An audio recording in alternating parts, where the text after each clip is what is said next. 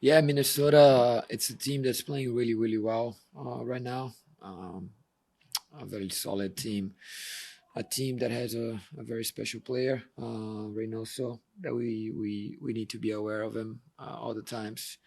But a solid team, a team that is very strong at home, a very good team in transition. We remember 4 weeks ago when we played them, and they killed us in 2 plays in transition.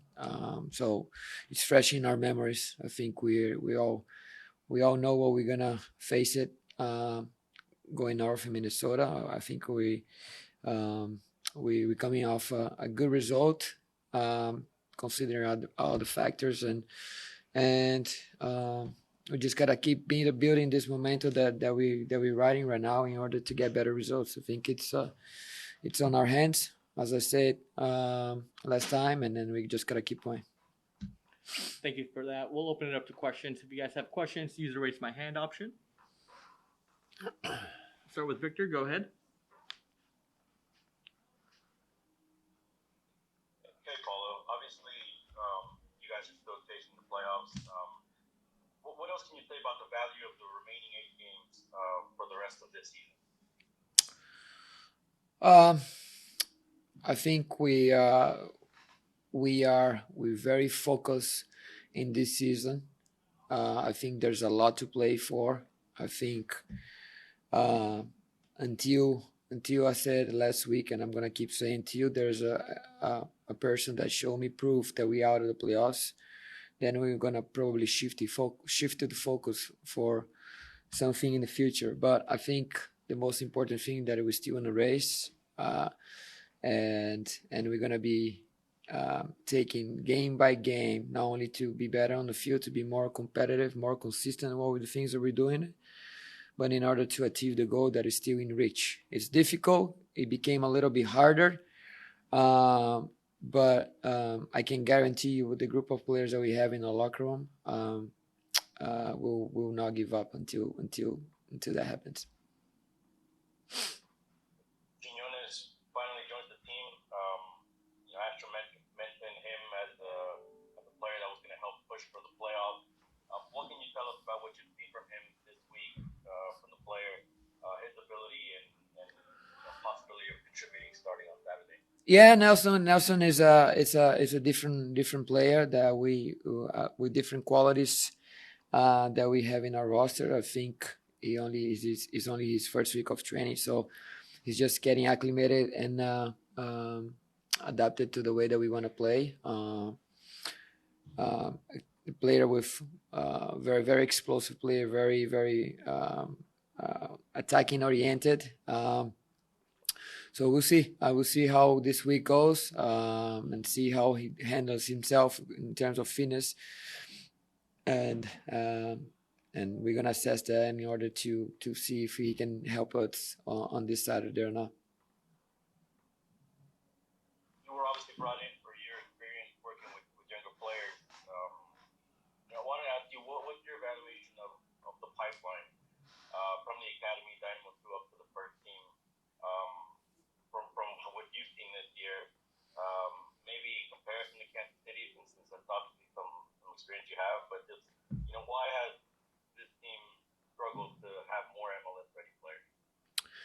Yeah, I think it's a great question, Victor. I think it's the this is we're trying to change something here in the first team, but there's also a project and a process in place to change the entire dynamic of this club in terms of how we take more advantage of the academy players, the second team players that helping the first team to win games. And I think once that culture, once that identity established and really settle in the club, I think it's going to be a much more smoother transition from players to go from academy to second team to the first team. I think in comparison to Kansas City, I think Houston has a much bigger pool of players that we can take advantage here in Houston. But again, it is a process. A process is in place. We're trying to we try to implement those ideas that we have to make sure that at the end of the day, those hot academy players are playing first team football and helping their home team succeed on the field. but there's a lot of things that goes um, off the field, a lot of process that need to be implemented and the structure of the club. And I think we as a club, I think we're trying to implement that slowly, and hopefully we can get this in place. So those academy players are transitionally seamless through the departments, so through the three departments that we have: the academy, the second team, and the first team. This one, as a follow-up, might be a loaded question, but what does Kansas City do better? Obviously, they have a smaller market, but they have brought up some guys up the ranks. What is it about their club that you've noticed differences that where they just do it better? I think that what I just said to you, I think they already have a very established style of play, a very established culture within the club. And I think that helped. That helped because it's easier to identify the players that you need playing that style, the players that you need to play certain ways. So it's just a matter of finding the talent to fill those gaps. So I think right now we're not there yet, but we're definitely heading that direction. And again, I say in the beginning of the year, it's a process. It's always a process, and we need to establish that first in order to be more successful, bringing those young players, into the first team. Mixing both teams now, guys like Ethan Barlow, Beto Avila came from Dynamo too, got up to the first team. How have you seen their progression with the first team? Maybe the way they interact with veteran players. In other words, how have they benefited more from training with the first team than perhaps spending the year or an extra year at Dynamo too and getting minutes in MLS Next Pro? Yeah, no, absolutely. I think Ethan Barlow is a perfect example. Last year, he has not probably played one single minute during the season, and this year he's been very, very helpful for us with the first team. Beto Avila as well. He played a couple of games, so it's not only us to create an environment that can help the players to succeed, but also on an individual basis, the players have to take ownership as well, and make sure that they're taking ownership of their development, and make sure that they're understanding the way the team wants to play, executing on the field, make sure they understand what is needed to succeed in the first team football. So again, those two guys are a good example. I think they're heading in the right direction as well, and that's what we want to do. We want to have players. I think that's the ideal world, right? I think we want to create our own players, bring players from the academy, so we're not spending millions on players from overseas. Or of course, you're gonna add quality players from elsewhere, but as many players that you can produce inside your club, the best, and probably the more money you're gonna generate for your club. Thank you, Paulo. Thank you. Anything else in English before we switch over to Spanish? All right. Paulo, ¿cómo llega el equipo a ese partido del sábado contra Minnesota? Sí, Minnesota es un equipo muy fuerte, creo que vienen jugando muy bien, un equipo muy sólido. Jugamos contra ellos 3-4 semanas atrás, un equipo que nos hizo muy difícil ahí jugando en casa. No, hay un jugador muy talentoso en Reynoso, con 3 jugadores muy peligrosos a frente, a María, Fraga Pani y Holloway.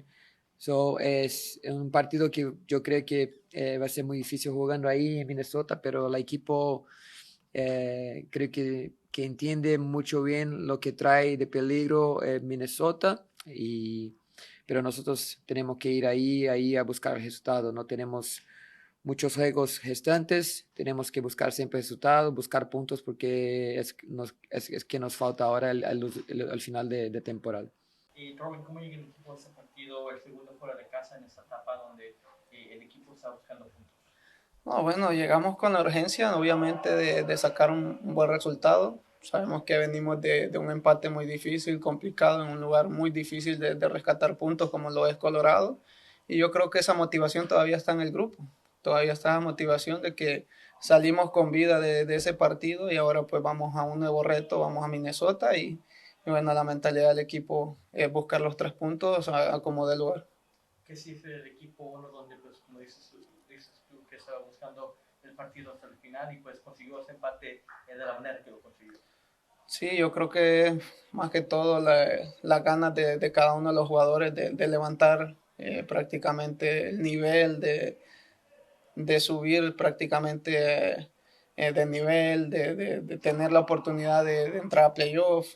Sabemos que hemos dejado ir puntos importantes, entonces cada uno tiene ese reto, ese compromiso de ir hasta el último minuto, donde sea, ya sea en casa, ya sea de visita, vamos a ir a pelear hasta el último minuto, no nos vamos a dar por vencidos, vamos a ir a competir, vamos a ir a tratar de ganar y bueno, yo creo que el partido termina hasta que el árbitro dice y mientras él no diga eso, nosotros vamos a estar ahí dando la pelea para conseguir los puntos que necesitamos. Ya por último, ¿qué se espera de este equipo de Minnesota y cuáles son las características de un equipo dirigido por Adrian Heath? Sí, un equipo más frontal, muy directo, depende mucho también de lo que haga eh, el argentino que tienen ahí en su equipo. Sabemos que es un jugador muy desequilibrante, que es un jugador que es determinante también, que pone muy buenos pases y tiene momentos de transición muy buenos donde son peligrosos, entonces tenemos que ponerle mucha atención a eso y por lo demás, aparte de preocuparnos por las fortalezas de ellos, también nosotros tenemos que darnos cuenta que somos un buen equipo, que tenemos mucho talento como para poder llegar y poder rescatar 3 puntos, así que estamos enfocados en eso, en que las cosas van a salir bien y vamos con una buena actitud, una mentalidad para Minnesota.